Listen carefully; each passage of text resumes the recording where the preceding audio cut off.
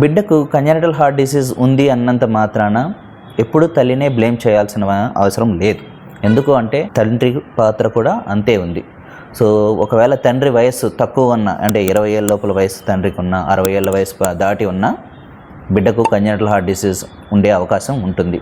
ఇలాగే తండ్రికి smoking or alcohol or overweight ఇలాంటి ప్రాబ్లమ్స్ ఏమన్నా ఉన్నప్పుడు వీర్యకణాలలో ఉండే జెనెటిక్ మార్పుల వల్ల బిడ్డకు కంజెనిటల్ హార్ట్ డిసీజ్ వచ్చే అవకాశం ఉంది. ఈవెన్ కొన్ని స్టడీస్ ప్రూవ్ చేసింది ఏంటి అంటే తండ్రికి హెపటైటిస్ బి వైరస్ ఇన్ఫెక్షన్ ఉంది అన్నప్పుడు పుట్టబోయే బిడ్డకు కంజెనిటల్ హార్ట్ డిసీజ్ ఉండే అవకాశం ఎక్కువ ఉంటుంది.